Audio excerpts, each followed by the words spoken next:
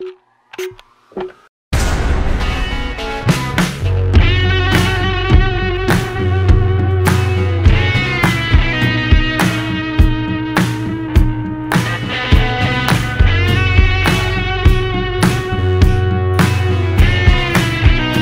semaine, la gang au podcast MotoX, on reçoit l'animateur des courses de motocross que tout le monde connaît, le sympathique Mathieu Gervais. MotoX Podcast avec un vieux chum, Mathieu Gervais, comment ça va? Hey, ça va super bien, vraiment content d'être au podcast avec toi. Toi, comment ça va? Écoute, ça va vraiment bien. Écoute, Mathieu, on a mille une histoire à raconter. On va parler aussi du championnat, du Challenge Québec qu'il y a eu cette année, les résultats et tout ça. Juste avant de rentrer là-dedans, écoute, je veux remercier évidemment les commanditaires qui rendent possible le podcast. Évidemment, Husqvarna Motorcycle Canada, Motovan, VP Race Fuel, Silverwax et Pantera Motorsports. Un gros merci à tous ces gens-là. Mathieu, Tabarouette, écoute, bien content que tu sois là. Ça faisait longtemps que je voulais t'avoir parce que on devait faire un épisode avec toi, évidemment. On a tellement d'histoires de tournées ensemble. On a, pour les gens qui ne le savent pas, Mathieu, tu as été l'animateur de la tournée Mille-Olaine pendant quoi, presque 10 ans, je pense? Ouais, 10 ans. On s'en souvient, ça fait tellement longtemps. Tu étais pas mal, tu étais vraiment le premier animateur officiel du Mille-Olaine. On a fait bien du kilométrage ensemble. Mais avant ça, tu avais animé des courses de motocross, évidemment. Entre ça, à chaque année, tu gardais quelques petits contrats clés comme ça dans la saison. Parce que c'est tes premières amours, évidemment, les courses de motocross. Fait qu'écoute, moi, je sais comment tu as commencé, mais c'est assez intéressant ton histoire de comment tu as réussi à devenir animateur comme ça, officiel des courses de motocross. Raconte aux gens un peu comment ça a commencé ton histoire. Écoute, ça remonte vraiment loin. Là, on va avoir de l'air vraiment vieux tous les deux, mais bon. On recule en 93. Il y avait une course de motocross dans les estrades du Festival Western à Saint-Tite. Yes. Je voulais donc aller le voir ça. Et, ironiquement, mon père n'est pas un amateur de moto, pas une minute. Il aime pas ça. Il fait un peu d'acouphène. C'est bruyant. Il veut pas y aller. Fait que, il veut me payer mon billet pour que j'y aille. Déjà, à 12-13 ans, je suis orgueilleux. Je décide que je vais y aller. Puis, je vais être signaleur drapeau jaune. En plus, hein? Ouais. Et tu as déjà... Écoute, je me rappelle de toi, tu avais fait les concours de saut en 93, 94. Tu roulais, je pense, en junior 125 avec ton CR. Puis, il y avait un virage en arrière des estrades où est-ce que aucun signaleur voulait aller parce que personne ne voyait rien. Ouais. Où est-ce qu'on m'a garoché? C'est sûr. 3 années consécutives. Hey, c'était qui le promoteur de l'événement à l'époque? Écoute, le légendaire Buddy Ford. Ah ouais? Ouais. Et Buddy qui m'avait engagé comme drapeau jaune juste parce que, écoute, il pourrait le raconter, juste parce qu'il était tanné de me voir dans les jambes durant la semaine. Il m'envoyait chercher des Monsieur Freeze, plein d'affaires de même, juste pour se débarrasser de moi. Mais, écoute, j'étais une plaie. Et, mais l'année d'après, je suis revenu. J'étais signaleur, ça a continué. 98, là, je me ramasse à faire le dirt track à Trois-Rivières. Buddy me demande d'aller faire le dirt track à Québec. J'étais encore comme signaleur, là, à l'époque. Ouais, comme signaleur. Flagman, ouais. J'arrive à Québec et il y avait un des officiels qui devait être là. À l'époque, il était surnommé Pipo, François Pomainville. Je suis sûr que tu t'en rappelles. Oui. Pipo, il est supposé d'être l'arbitre au finish au dirt track à Québec. Il arrive pas. Fait qu'on dit, Mathieu, tu vas faire le staging, on va déplacer Claude Bergeron, qui d'ailleurs a été intronisé au Temple de la Renommée. Oui. Il déplace Claude au finish. Moi, on m'envoie au staging. Pipo, il arrive, François, il arrive vers 10 heures le soir. Les courses sont quasiment finies. Buddy qui me dit, Mathieu, tu fais quoi demain? Je fais rien. Bon, ben, tu prends ton char, t'embarques avec François, il embarque avec toi, puis tu t'en vas arbitrer à Rimouski. Un arena cross à Rimouski, organisé par Paul Thibault. Je descends à Rimouski. Je savais même pas qu'il y avait eu une arena cross à Rimouski. Ouais. 2 ou 3 ans de temps. Ah ouais. Je vais faire l'arena cross à Rimouski. Peut-être 2-3 semaines après, on m'appelle. Je m'en vais faire le staging pour les mini-olympiques dans le temps que c'était à Olverton. Et à partir de là, ça l'a jamais arrêté. Entre-temps, l'hiver, je travaillais dans différents bars de la région, que je faisais un peu de musique, puis je faisais un peu d'animation dans un bar. Et 2004 peut-être, 2003, Bodé me demande de faire le banquet de fête de saison. Fait que je fais la musique pour le banquet de fête de saison, j'anime la soirée. Et ce que j'ignore à l'époque, il dit à son ancienne femme, à Nathalie, je viens de trouver mon nouvel animateur de course. Ouais. Fait que 2004, commencer à animer tranquillement. Parce que là, tu t'es ramassé à faire le banquet de fin de saison, musique et animation on the side un peu. Ouais, animation on the side. Ben oui. J'avais fait la présentation des prix en compagnie de Didier Scranen qui était là pour le banquet. Ah ouais? OK, ouais. Et c'est là que Bodé il a vu un potentiel que j'ignorais totalement. T'avais déjà beaucoup d'expérience en karaoké. Pas encore. Pas à cette époque-là. Pas à cette époque-là. T'étais trop jeune pour être d'un bar. Ouais. Ah, c'est ça. Mais c'est ça. Puis 2005, là, j'avais animé quelques événements. Les événements que Bodé était promoteur. Cette année-là, j'étais parti sur les championnats canadiens de motocross. Donc, je allé faire la série CMRC avec Mark Staley-Brass, national au complet. Et quand je suis revenu la saison 2006, cool, ça a parti. Puis, ça fait 15 ans que j'anime des courses de motocross full-time. Mais ça, c'est cool. Ça, t'étais parti, t'avais été recruté par Mark Staley-Brass à l'époque, qui était le grand Manitou de la série nationale du championnat canadien de motocross. Puis, dans le fond, lui, t'avais spoté, j'imagine, un événement à Bodyford, quelque chose comme ça. Puis, t'avais engagé carrément pour suivre le championnat comme homme à tout faire ou quelque chose comme ça. Pas comme animateur encore, là, c'est ça? Non, j'animais un peu à l'époque, sauf que quand on va reculer en 2004, on fait le national à Deschambault. Et cette année-là, Mark arrivait avec une méga rampe de skateboard puis BMX. Grosse affaire. Puis, le soir, ça prenait des gars pour aider à ramasser. Comme de raison, tout le monde qui sont là durant la journée, un coup que les courses sont finies, ça disparaît, là. T'as plus personne. Enfin, je me suis ramassé tout seul en compagnie de 2-3 personnes qui travaillaient pour Staley-Brass à tout nettoyer le site. Ouais. Je pense qu'on a fini en affaire comme 4 heures du matin. Puis, moi, j'avais fait part de mon intérêt que, j'aimerais ça aller suivre les séries, aller faire la tournée nationale, puis j'aimerais ça. Fait que résultat, printemps suivant, je reçois un appel. En réalité, Mark Staley-Brass a appelé Bodé pour avoir mes coordonnées pour me rejoindre. Fait que Bodé nous a mis en contact. J'étais chez nous tranquillement en train de jouer sur l'ordinateur à la maison. À l'époque, on était sur les réseaux sociaux de l'époque, c'était MIRC. Quel channel t'étais? Ah, moi, je suis à Shawinigan, Trois-Rivières. Mais là, le téléphone sonne, je décroche et ça se met à parler qu'en anglais. Et c'était Mark Staley-Brass qui m'offrait de partir faire la tournée. OK, fait qu'il t'a volé de Bodyford, puis sur le coup, Bodé, il était pas content parce que j'étais quand même un de ses bons employés. J'étais un de ses bons hommes de main, si on peut dire ça de même. Sauf que la raison pourquoi il m'a mis en contact, c'est qu'il va aller voir qu'est-ce qui se fait ailleurs. Il va être en mesure de ramener une expérience, une expertise, un bagage. Qu'il n'y avait pas de gars dans son entourage qui avait dans tous les gens qui travaillaient pour lui. Fait que 2005 parti, 2006, on a commencé à animer des événements.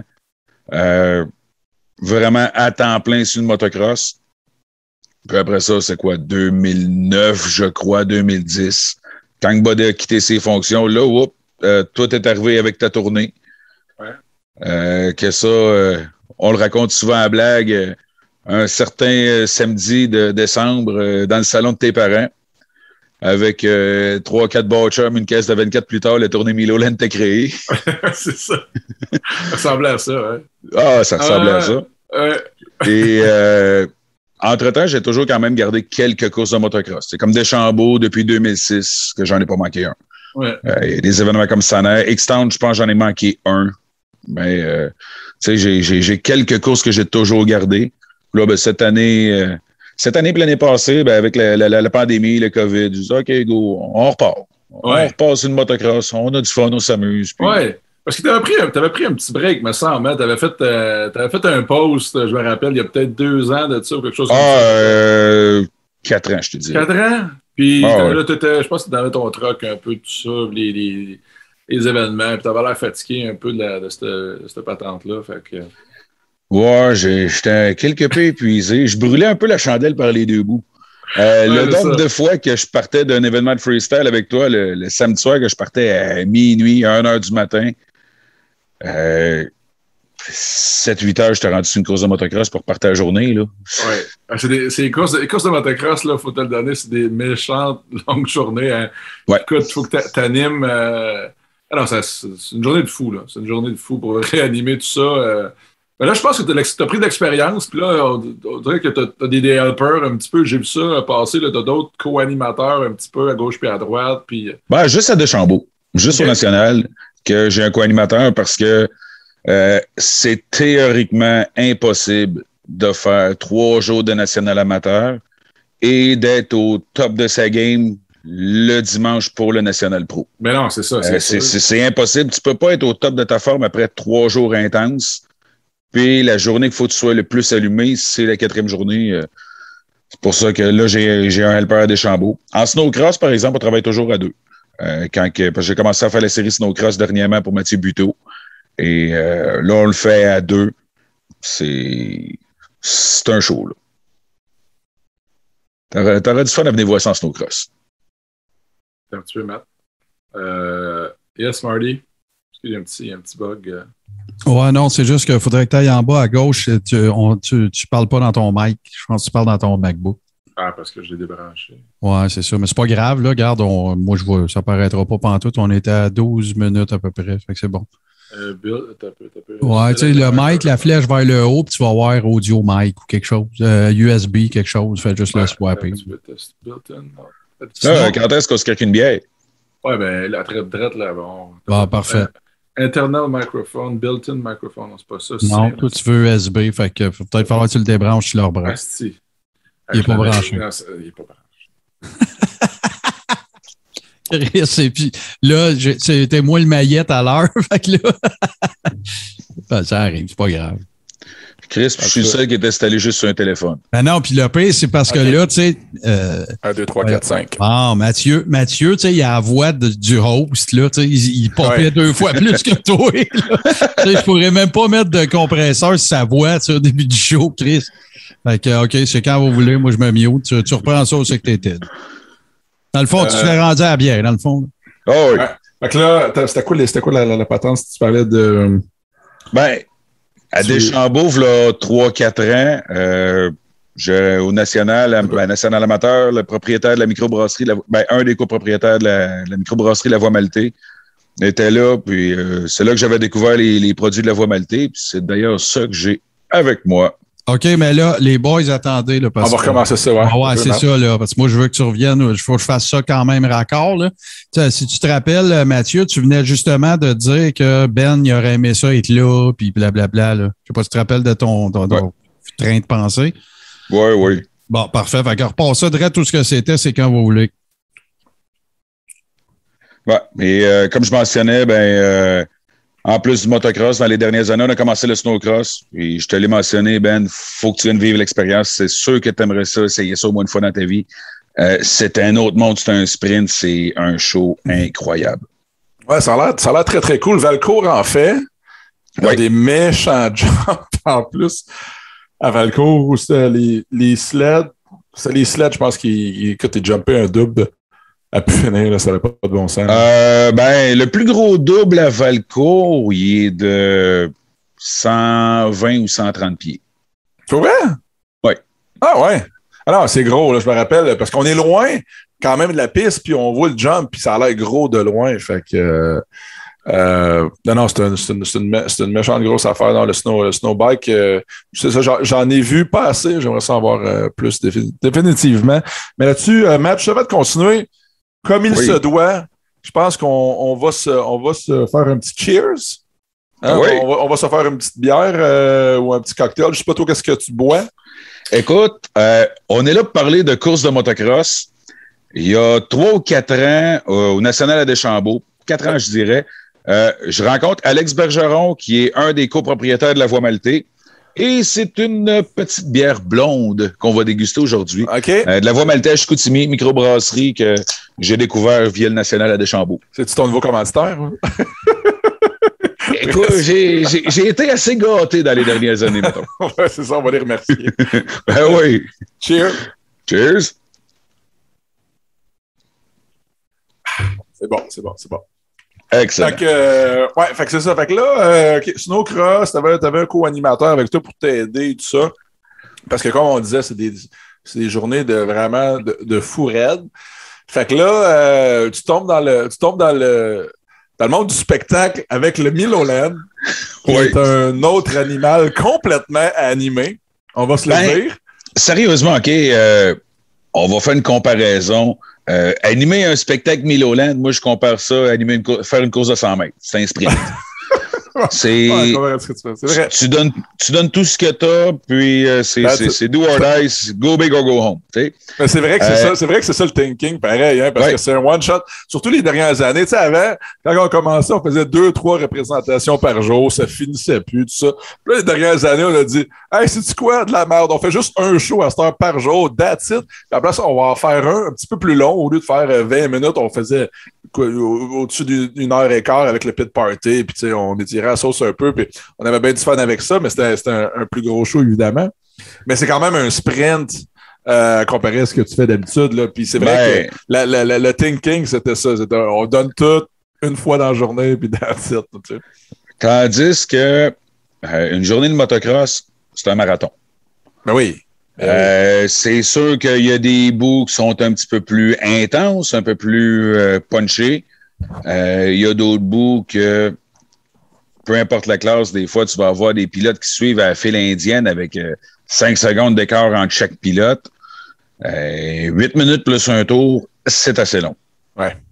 Mais il y a d'autres courses que, tabarouette, souvent, ce qu'on va voir, c'est une double gate. C'est que, exemple, en 65cc, en 85cc, on va avoir les plus vieux qui partent sur la première ligne, on relève la grille, 15 secondes, 5 secondes, ça tombe, les plus jeunes partent, on se ramasse avec à peu près 45 pilotes en piste, et c'est là que tu as l'occasion de voir des affaires assez incroyables. Première chose qui me vient en tête, un petit pilote KTM, Alec Guadagno, qui partait sur la deuxième ligne et généralement, il finissait juste en arrière ou juste en avant du vainqueur de la première ligne. Ah ouais. En étant parti 30 secondes en arrière. Wow. Il relapait jusqu'à la quatrième position dans sa classe. Il prenait un tour jusqu'à la 6e, 7e dans la grosse classe, en partant 30 secondes après eux autres. C'était incroyable à voir aller. Donc, des courses de même, c'est des courses qui sont punchées, qui sont le fun. Ouais. Puis tu découvres des talents, là. Mais d'habitude, c'est ça. Évidemment, c'est un marathon parce que des fois, tu animais pendant presque 8 heures de temps, là, presque non-stop. Fait que c'est sûr que c'est pas la même vibe que c'est ça, un spectacle de freestyle, que c'est ça, c'est 1 heure, mais on a quand même, je trouve que tu t'es bien adapté, puis on avait trouvé une façon de faire qui était punchée, qui était... Hey. On s'est amusé. Oui, mais c'est ça, exact. Mais quel genre d'autres événements t'as fait? Parce que je sais que t'en as fait pas mal. T'as fait, évidemment, le motocross, le freestyle. C'est quand même facile à faire pour toi, mais t'en as fait pas mal, je pense, des types d'animations différents. J'ai animé au Grand Prix de Trois-Rivières. C'est vrai? Oui, course automobile, oui. Grand Prix de Valcourt que j'anime là, des courses de auto sur glace à Lavaltrie, du Jeep 4x4 encore à Lavaltrie. Écoute, je pense que la seule affaire que j'ai pas faite, c'est des courses de skidoo slow. Ah ouais? Je pense que c'est la seule affaire que j'ai pas faite. C'est un de mes bons amis qui fait ça. De la terre battue, du VTT, le 12 heures d'endurance, Ouais. le motocross au stade olympique. Ouais. Oui, dirt track. Dirt track à Trois-Rivières. J'ai fait un supercross à Hamilton, en Ontario, que je suis allé animer. C'est vrai? À cause de toi et de Chris Harrell, on est allé animer du Bigfoot à Terre-Neuve. Que Yaz n'était pas disponible.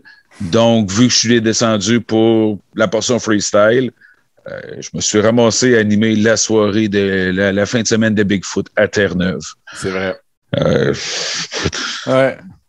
On s'est ramassé au NASCAR de Montréal, dans le Beer Garden qu'on m'avait appelé pour que j'essaie de booker un show de freestyle au NASCAR de Montréal. Et c'est d'ailleurs là que Rockstar Canada t'a embarqué avec toi à l'époque. Il avait payé le show, puis je vais toujours m'en rappeler. Monster était là avec le loge à 100 000, puis le gros client dans la loge. Et le logo Rockstar qui était comme 2 fois plus gros et 2 fois plus présent régulièrement ses écrans géants. Tout ça parce que Rockstar nous avait payé le show pour une fraction du prix de ce que Monster avait payé. C'est vrai. Quand on s'était ramassé dans le Big Garden, c'est là qu'avec Rockstar, ça avait parti puis que la tournée avait pris son envol aussi. Des aventures de même, là. Pour en parler longtemps, là. Mais ça prendrait un autre podcast pour faire le tour. Non, c'est ça, exact. Mais non, il y en a eu plusieurs. Les shows de Monster Truck, tu parlais de sprint, là, il y en a fait que il y en a eu qu'on a participé justement, que tu animais juste la portion de freestyle qui est encore plus gros. C'était quoi? Écoute, les shows à Chris Harrell, du Monster Spectacular, des fois, c'était 10 minutes, je sais même plus. 3 heures d'attente, 12 minutes. Merci, bonsoir. Mais en plus, Mathieu, c'est que tu animais, mais en plus, tu sortais les rampes de là. Ça dépend des endroits. Ça dépend des places, mais des fois. Ça dépend des places. Il y a des places, j'avais pas le temps d'aller, les gars. Non, c'est ça, mais il faut être multitask. Puis des fois, s'il fallait le faire, sortait les rampes encore là en 10 minutes de l'aréna. Oui. Ça, c'est la beauté d'animer du motocross. Faire la saison Challenge Québec.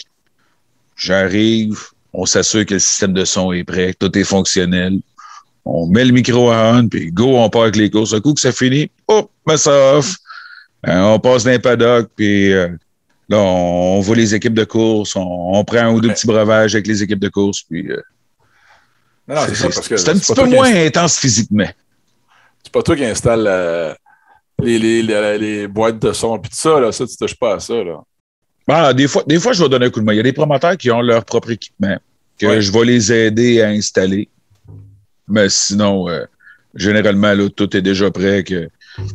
Exemple, au National à Deschambault, j'arrive, je prends le micro, je touche même pas à la console, j'ai même pas besoin de mettre la musique, j'ai même pas besoin de lever le volume. Je fais juste m'assurer qu'il y a des batteries dans le micro, puis c'est tout. Ouais. Mais ma seule job, c'est de vérifier qu'il y a assez de batterie pour te faire journée. Tu sais. Ouais, c'est ça, exact. Fait que là, écoute, grosse saison de motocross avec le Challenge Québec cette année. Tu es allé à temps plein. Le championnat qui a eu lieu, il n'y a pas eu de.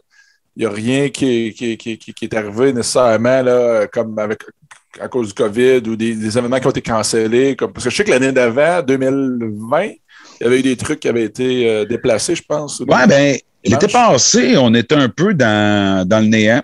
Oui. Avec les restrictions. Puis, cette année, le seul changement qu'il y a eu, c'est la finale de X-Town, la dernière manche du provincial, devait être effectuée le 19 septembre. Et avec l'histoire de passeport vaccinal, ça a été devancé d'une semaine. Donc, pour nous deux, c'est parfait parce que là, le championnat est officiellement terminé au moment d'enregistrer. Et écoute, il y a plein de personnes qu'on peut vous parler aujourd'hui là, qui ont été vraiment le fun à voir cette année. Ben oui. Des retours, des surprises. On va en parler parce que souvent dans le podcast, on parle du bon vieux temps puis des vieux de la vieille. Mais là, aujourd'hui, on va en profiter pour parler justement de ce qui se passe des événements, qui c'est que s'est démarqué, etc. Là. Écoute, je me suis amusé à sortir les listes. OK. On va garder les meilleurs pour la fin. OK. Tu sais, on s'en ira pas d'impro tout de suite. OK. On va commencer avec si on regarde, mettons, là, les vétérans. Ouais. Vétéran Master, cette année, courait toujours le samedi. Ce qu'il faut savoir, c'est que le samedi, c'était les pratiques libres. Tu avais les Vet Masters qui viraient. Et un gars que tu as connu en pro il y a quelques années, qui a fait un retour cette année en vétéran, Didier Godbout. OK. Fait un retour à la compétition. Écoute, il vient chercher la victoire au championnat avec une 30aine de points d'avance, mais avec des vieux de la vieille. Simon Belzile, Marc-Antoine Généreux, David Tremblay. On s'entend que c'est des gars qui ont des tours de piste en arrière de la cravate. Ouais, et c'est des gars qui sont rapides. Et Didier Godbout qui est rembarqué presque 1 an jour pour jour à X-Town. Que là, cette année, il a décidé qu'il refaisait la saison. Puis Didier qui a complètement dominé le Vetmaster. Wow. Mais d'un vet, écoute, on a du vet inter, du plus 40, du plus 50. Puis, c'est toujours les mêmes qu'on va revoir à l'avant. Si on regarde dans le plus 40, là, un gars comme Frédéric Hébert, moi, je l'ai surnommé All Shot Hébert. Sérieusement, ce gars-là, son histoire est incroyable. Fred Hébert, à peu près à tous ses départs en plus 40, sort en avant. C'est lui qui remporte le championnat. Et ce que j'ai su, c'est que après sa course à X-Town, j'étais avec un de mes amis, Frank Cadieux, qui est mécanicien pour Husky Canada. Et Fred Hébert vient le voir et dit « Hey, il dit, je pense que je serais prêt à faire mes suspensions. » Fait, hein? Le gars des suspensions stock. Ah ouais? Le gars des suspensions stock vient chercher son championnat. Il sortait toujours en avant. À la Simon Belzile. Ouais, à la Simon Belzile, à la Kevin Benoît.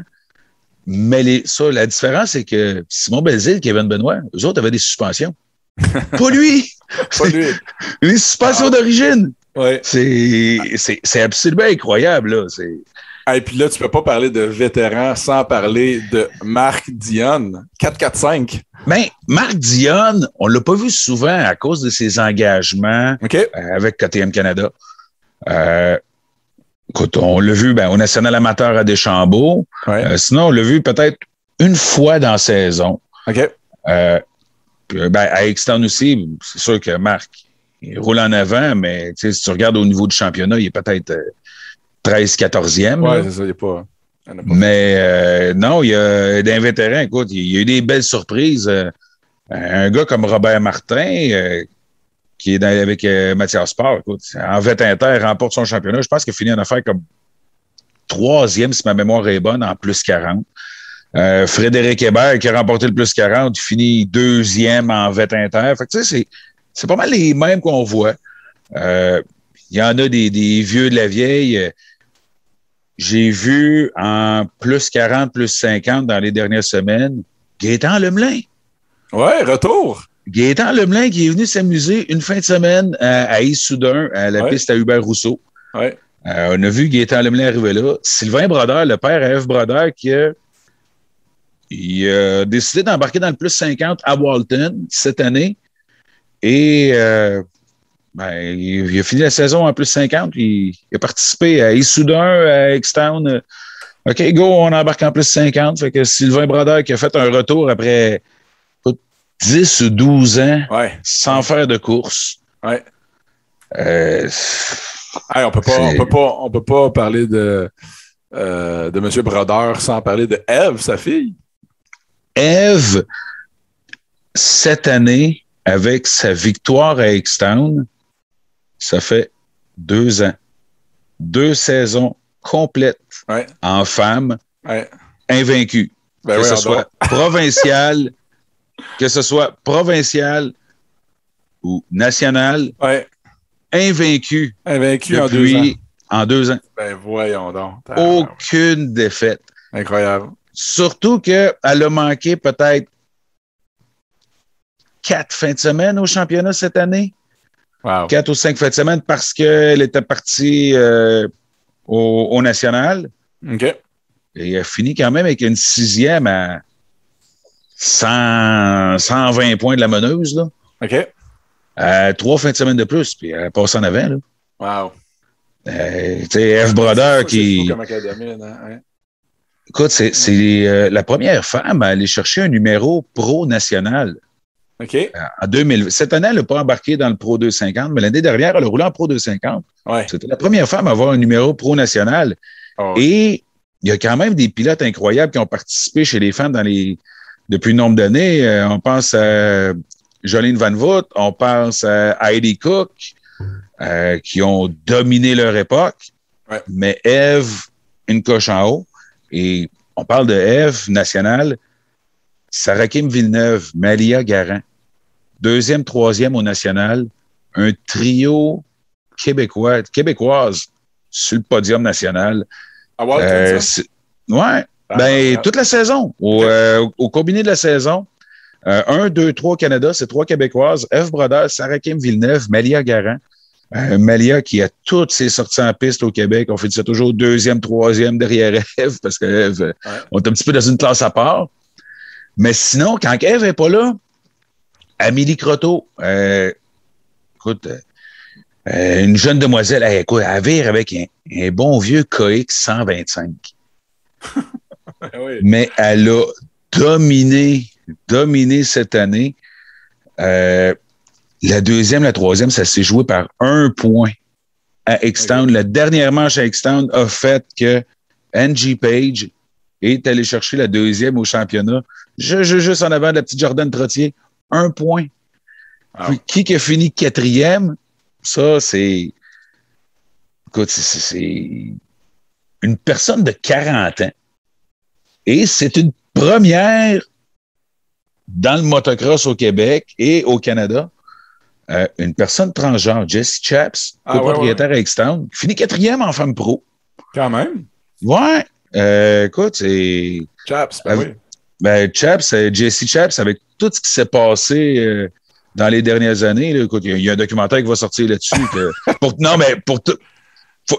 C'est une histoire fascinante à suivre. Là. Ben oui. Il va y avoir un documentaire qu'il va falloir regarder ça, mais qui finit quand même 4e en femme pro. Ça faisait une affaire comme 12 ou 13 ans. Ouais, il n'avait pas fait de course. Ouais. Qu'on n'avait pas vu Chaps aux courses. Donc, c'était un bon retour à la compétition. Oui, absolument. Absolument. Après ça, si on parle amateur, avant de parler des pros, là, on a-tu... Écoute, amateur en junior. Si on regarde au niveau des juniors, junior Open, junior MX2, Samuel Boisclair, Danick Paradis, c'est vraiment ces 2 gars-là qui ont dominé cette année. Okay. Les 2 gars en avant. Danick Paradis, au début de la saison, on rentrait à peine dans le top 5 et à Deschambault, quelques podiums à Deschambault en compagnie de certains des meilleurs juniors dans l'Est du pays, a fait que ce petit garçon-là, ce jeune homme-là, sa confiance a explosé. Et là, il s'est mis à aller chercher des victoires, des 2e de façon régulière. C'est vraiment là Boisclair et Danick Paradis qui ont dominé. Écoute, on pourrait parler des 65, des 85 CC, que ça m'a donné un coup de vieux voir ça. Ah ouais? Hey, Mathieu, je te coupe. Justement, que tu parles des 65 CC, 85 CC, qu'on appelait à l'époque la classe Schoolboy ou écolier. C'est le temps de la chronique mécanique avec Sébastien de Pantera Motorsports. Et tout de suite après, tu nous reviens avec les résultats des 65 et 85 CC. Bonjour à tous, bienvenue dans cette nouvelle chronique mécanique présentée par les moteurs Pantera. Pour les 2 prochaines chroniques, j'ai décidé de vous introduire un petit peu sur les phénomènes physiques reliés aux masses et principalement aux masses en rotation. On va parler d'inertie et d'effet gyroscopique, des termes que vous avez déjà peut-être entendus. On va les creuser un petit peu plus en détail. Lorsqu'on parle d'inertie, on parle principalement de la résistance d'un objet à entrer en mouvement. faut comprendre que les objets, là, par nature, sont lâches, que je pourrais dire. Les objets immobiles veulent rester immobiles. Ceux en mouvement veulent rester en mouvement, à moins qu'on leur applique une force pour changer leur état. Donc, une masse, une roue qui est en rotation, si ce n'était pas de votre frein ou de la friction de l'air, elle resterait infiniment en rotation. Mais le frein va vous permettre de changer son état, là, puis de lui appliquer un couple pour la ralentir. Pourquoi je prends le temps principalement de parler des masses en rotation et non pas juste des mouvements linéaires? C'est que ceux en rotation ont un plus grand impact. Vous allez souvent, de façon intuitive, essayer de réduire le poids de vos roues, de changer le poids de votre volant moteur. Hein. C'est quoi les masses en rotation dans votre véhicule? À vilebrequin, volant moteur, vos roues. Dans un cas de temps, on a les arbres cam en tête, etc. Le principe est le suivant, c'est que si on veut accélérer un véhicule, chaque poids enlevé du véhicule, que ce soit 1 kg ici et là, va effectivement vous permettre d'accélérer plus rapidement parce que votre véhicule est moins lourd. Lorsqu'on a une masse, par contre, qui est en rotation, si j'ai un kilogramme qui est positionné à l'extérieur, sur le diamètre externe de votre roue, par exemple, vous deviez accélérer, si on veut, ce kilogramme-là 2 fois. Vous devez l'accélérer de façon linéaire lorsque le véhicule avance. Mais cette masse-là va aussi avoir une vitesse de rotation environ égale à celle que le véhicule avance. Donc, enlever 1 kg au rayon extérieur d'une roue va bénéficier 2 fois plus au niveau de l'accélération de cette perte de masse. Faut quand même faire par contre attention, surtout au niveau des roues. Si on allégeait dans l'extrême une roue, ça aurait un très grand impact sur le comportement de votre suspension. Donc une roue extrêmement légère, à chaque bosse au sol, serait automatiquement décollée du sol. Ça deviendrait plus difficile de garder une certaine traction au sol. Au niveau des masses en rotation moteur, la plupart d'entre vous aussi sont très portés en général à vouloir diminuer le poids volant moteur, vilebrequin. Petit bémol, faites très très attention à ce niveau-là. La masse de votre assemblage en rotation dans un moteur a une certaine importance. Si vous avez regardé ma chronique au niveau de la combustion, puis on parlait du moment précis où doit se produire l'allumage et votre vague de pression dans votre chambre de combustion, ces deux composants-là, ils jouent un rôle extrêmement grand. Une masse en rotation significative agit comme si on veut, un peu comme un choc, comme un absorbeur. Lorsque votre cycle d'explosion va libérer son énergie, c'est cette masse-là qui va la prendre. Il faut se rappeler que dans un 4 temps, par exemple, il y a un cycle d'explosion pour 3 cycles de rotation morte, qu'on pourrait appeler. Donc, il est très important que vous ayez une certaine inertie en rotation pour pouvoir passer ces 3 cycles-là puis retourner à la prochaine explosion. S'il fallait que vous allégiez trop votre volant, ce qui va arriver, c'est que il va manquer de vitesse lorsqu'on va arriver là, au dernier cycle, puis l'allumage va se produire un petit peu trop rapidement puisque l'assemblage en rotation va avoir trop ralenti. Donc vraiment, vraiment, je tiens à mettre un petit bémol sur les gens qui allégissent les flywheels, les volants moteurs.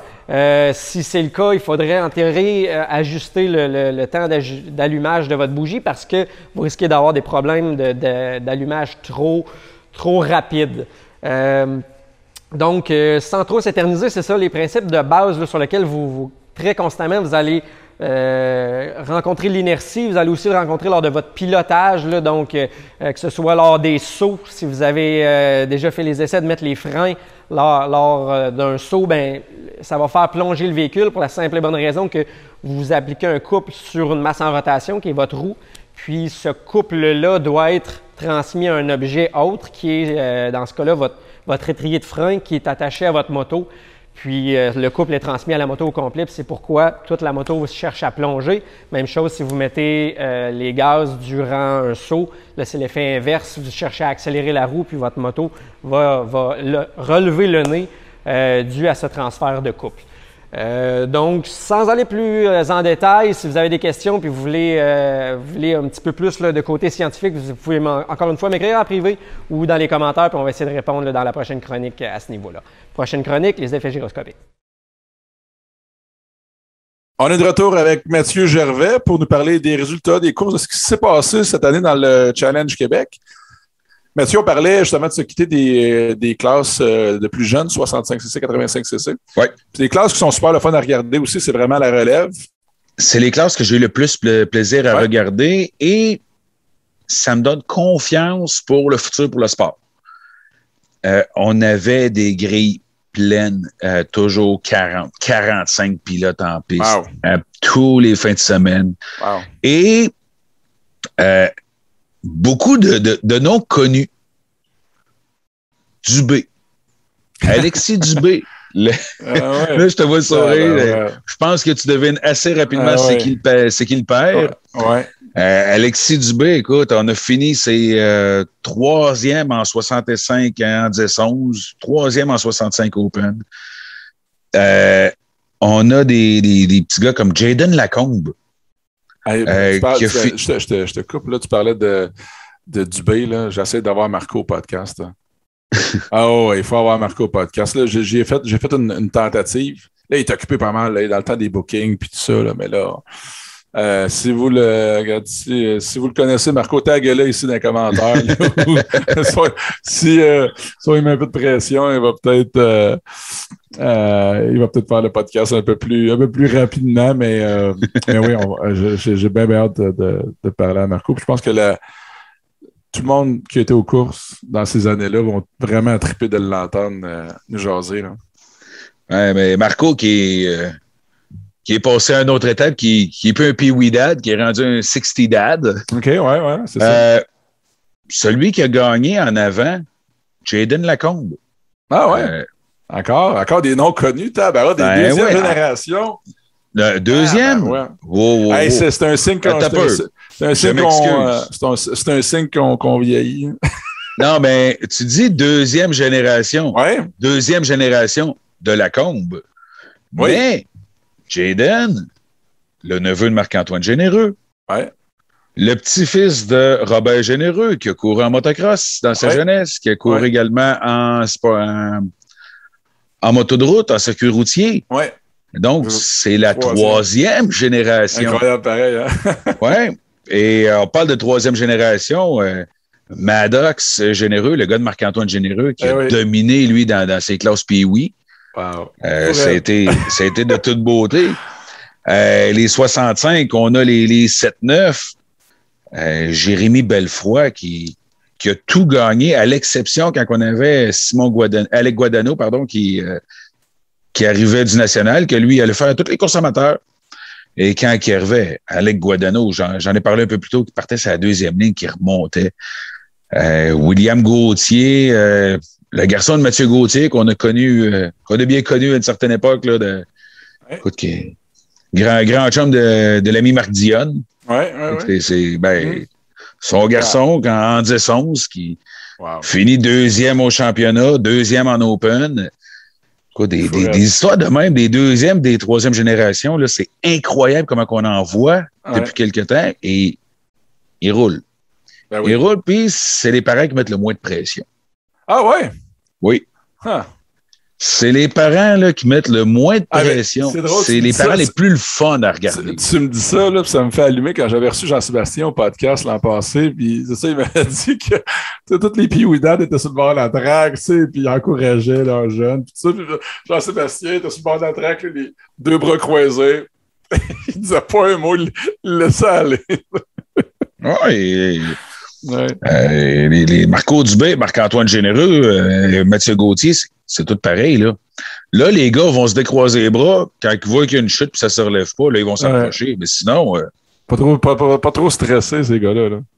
Ben, ils savent, ils ont passé par là. Ben oui, c'est ça. Ils ont passé par là, ils savent c'est quoi. Puis, toi-même, Ben, tu as fait de la course longtemps.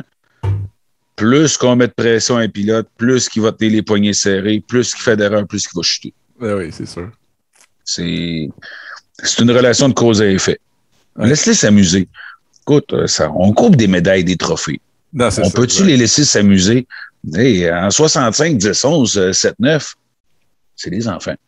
Oui, exact. On peut voir, par contre, qu'il y en a certains qui ont déjà un bon potentiel. On en voit que ça arrive en 85, puis écoute, ça domine.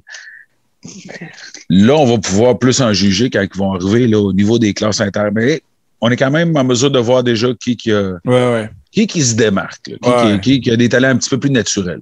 C'est le fun. Super. OK. Prochaine classe? Écoute, on parle de commencer à prendre ça au sérieux. Intermédiaire. Ah oui. Là, quand on arrive à Inter, là, on peut commencer à prendre ça au sérieux. Là, on peut commencer à mettre un peu plus de pression. Ouais. Inter 250. Un pilote multidisciplinaire qui vient chercher le championnat. Et pourquoi je dis multidisciplinaire? C'est un jeune pilote qu'on voit en snowcross également. Émeric Arès vient chercher le championnat. Émeric qui... Écoute, on termine 4e en 450. On remporte en 250. Son frère Charles-Antoine, qui fait également du snowcross, on a fait 5-5 au championnat. Des belles histoires. Anthony Lebel, qui a fait sa première saison Inter cette année. Il est monté Inter à la fin de la saison dernière. On finit 2e en MX2. On vient chercher le championnat en MX1, MX3 dans le fond, qui est classe open. T'as des jeunes hommes comme Antoine Brouillette. Première saison qu'on monte chez les Inter. On va chercher une belle 2e en 450. Marc-Hugo Lavoie.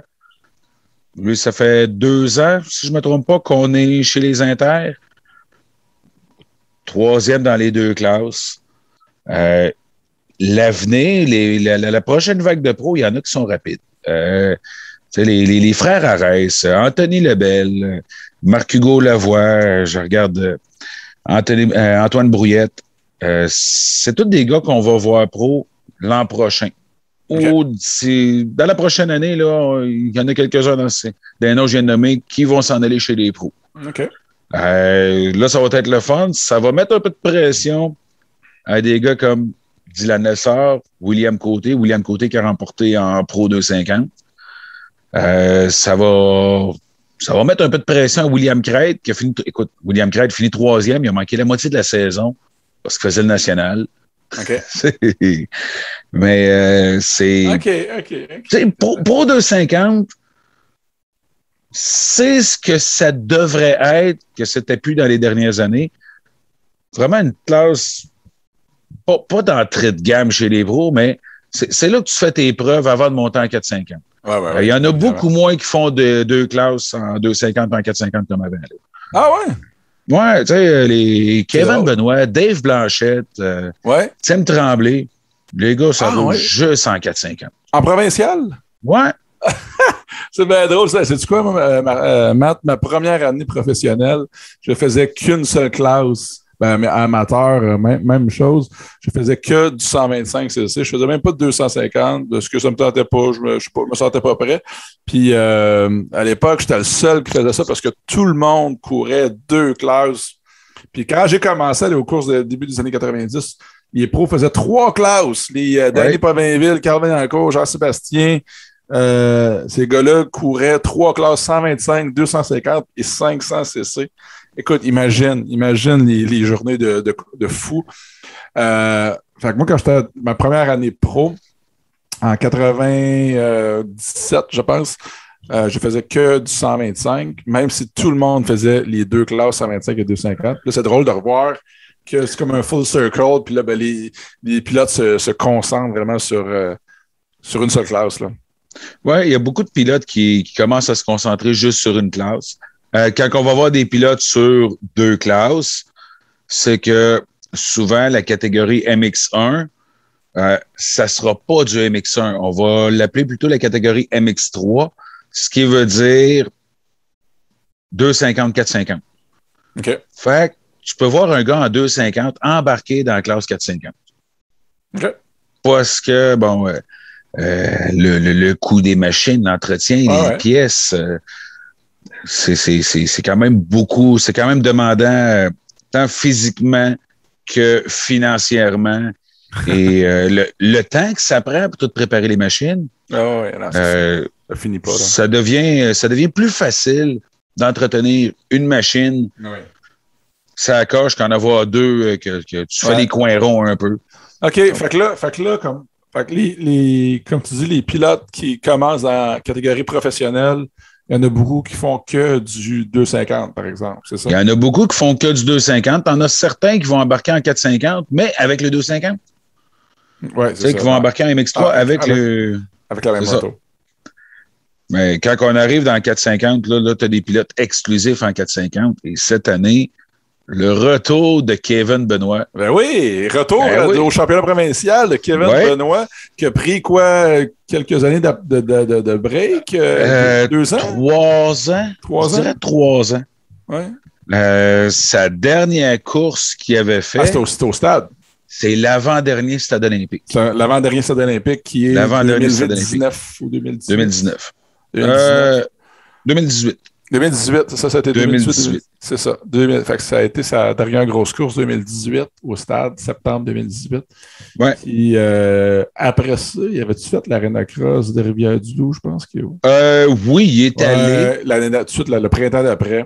Ouais, mais là, on était là en même temps pour donner des écoles de moto. Ouais, c'est ça, puis, exact, ouais. Là, on avait accepté l'invitation du bon vieux chum Paul Thibault. Ben oui.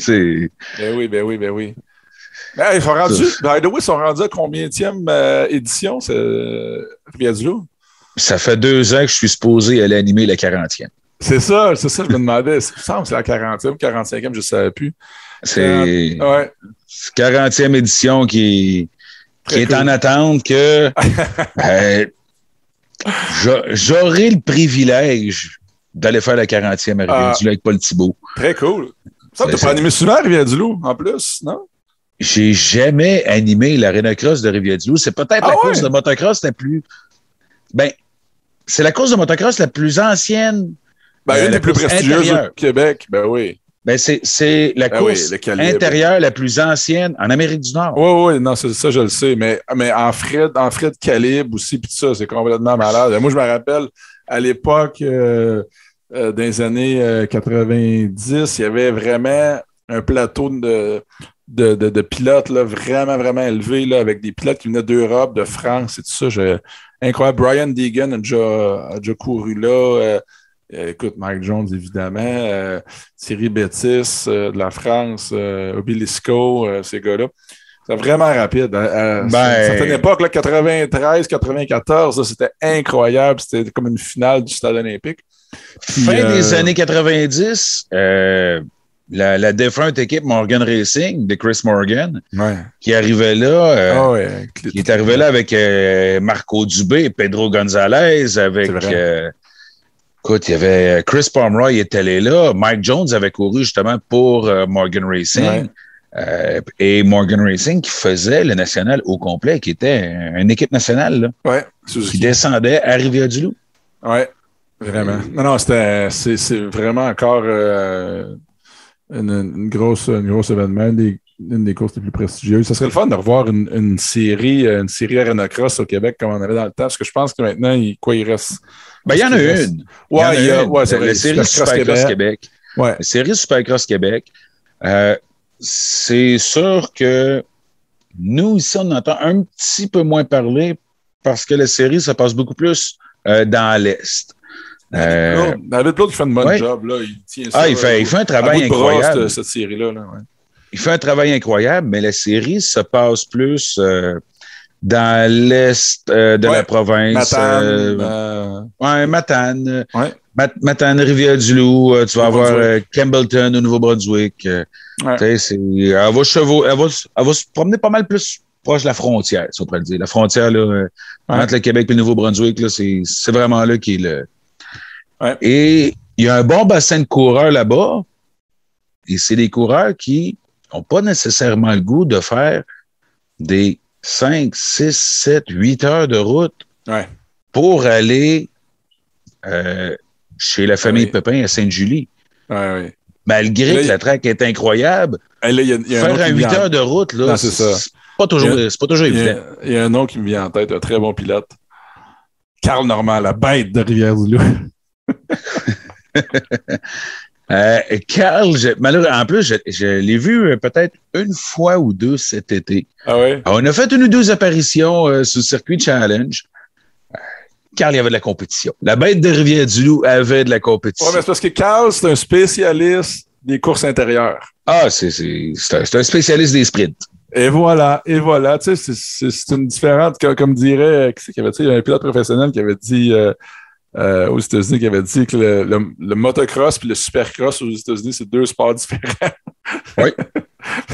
Un peu vrai, tu sais. Fait que Carl, c'est un spécialiste. C'est le Jeremy McGrath du Québec qui se spécialise dans les courses intérieures.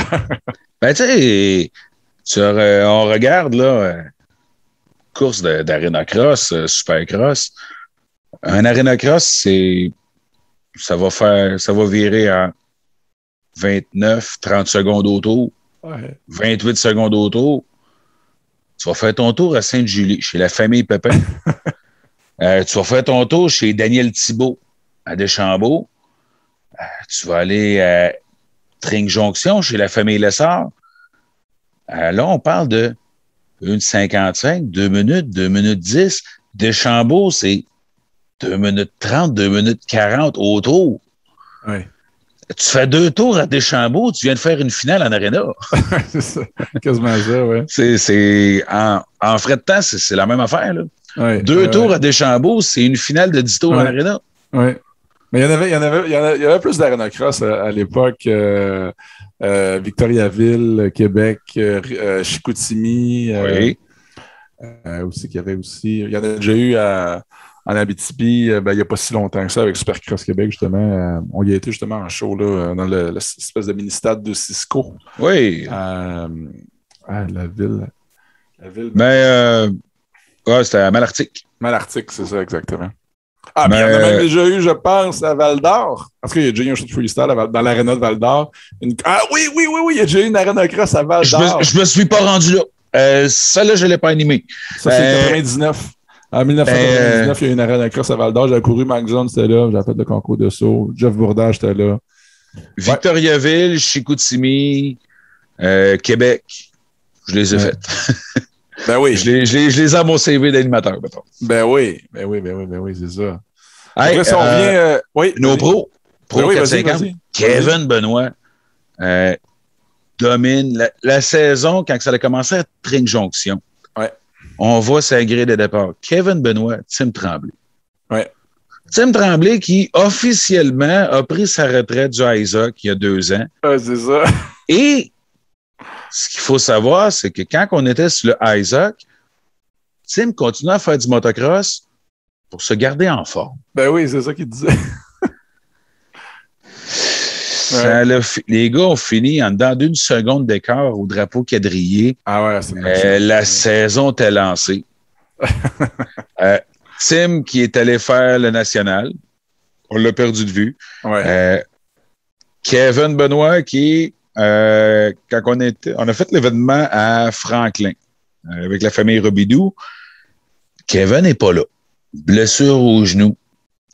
Et là, ça l'a permis à celui qu'on appelle Crazy, Dave Blanchette. Ah, Crazy Blanchette, oui. Crazy Blanchette. C'est un autre spécialiste de l'Arena Cross, lui aussi, me semble. Spécialiste de l'Arena Cross et c'est un pilote qui a aucun saut qui fait peur.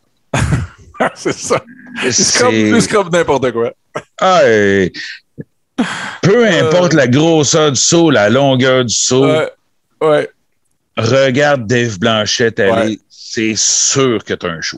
Ouais, fait que là, il est à Franklin. Dave Blanchette qui prend le contrôle du championnat. On arrive à X-Town. 15 points d'avance, Dave Blanchette. Ah ouais, wow. Ça commence. Kevin Benoit remporte la course. Sauf qu'il y en a un, moi, que j'ai surnommé le Joker. Oui. Sébastien Racine. OK. Un pilote franco-ontarien pour KTM qui est allé chercher son championnat inter à Walton. Et là, il est monté pro. Officiellement pro. Et quand il est embarqué dans le 450, il s'est juste en avant de Dave Blanchette pour permettre à ça le fait que Kevin va chercher 9 points dans la première manche. Ben oui, c'est ça. Là, on tombe à 6 points. Deuxième manche. Le championnat est sur la ligne. Oui. Kevin part en avant, on se bat avec Tim Tremblay. Puis ça, on va revenir sur le dossier de Tim Tremblay dans quelques secondes, là, mais Kevin, il se bat avec Tim Tremblay. Tim, il tombe. Tim, il repart. Il est 4e, 5e. Dave est 3e.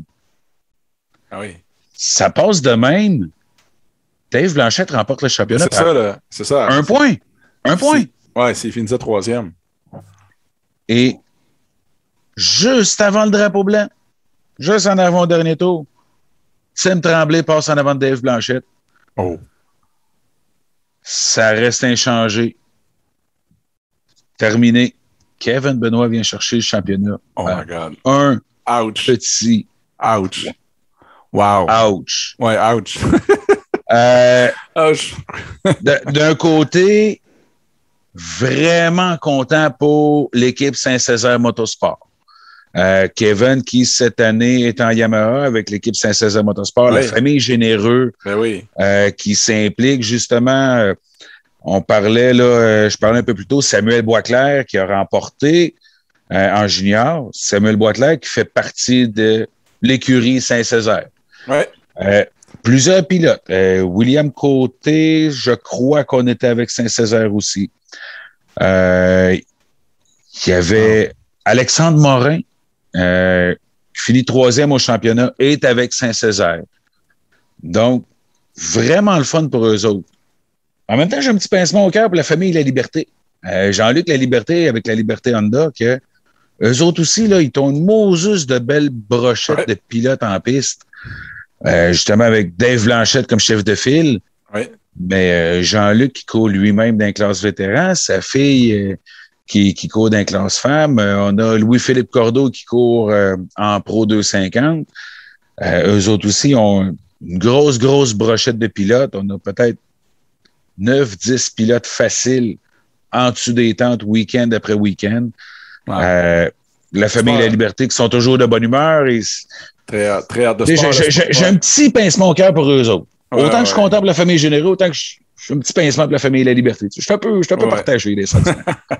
Mais c'est le fun, des beaux sports familial. On voit que il y a encore plein de passionnés là-dedans. Des générations une après l'autre qui se suivent. C'est vraiment fou à voir. C'est très, très cool. Ça donne le goût d'aller voir des courses. Matt, il va falloir qu'on se laisse. Écoute, on pourrait en parler toute la veillée, mais je pense qu'on va faire un tome 2 de ce podcast-là pour couvrir un peu tous les autres trucs qu'on n'a pas parlé parce que il y a tellement d'histoires, je pense qu'on a effleuré, même pas parlé. le pire, ce que les gens savent pas, nous autres, on se parle un peu avant l'enregistrement, puis on se dit, OK, on se donne une idée des grandes lignes qu'on veut évoluer.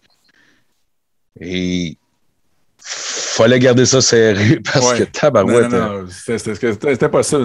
T'arrêtes pas. Mais Matt, avant de y aller, écoute, il faut que je remercie les partenaires qui rendent possible le podcast, évidemment. Oscar Warner Motorcycle Canada, Motovan, VP Race Fuel, Silver Wax et Pantera Motorsports. Un gros merci à ces gens-là. Matt, un gros merci à toi. Écoute, c'était un beau j'ai juste une question pour toi, moi. Yes. Moi, j'ai une question pour toi avant de terminer. Là. Oui.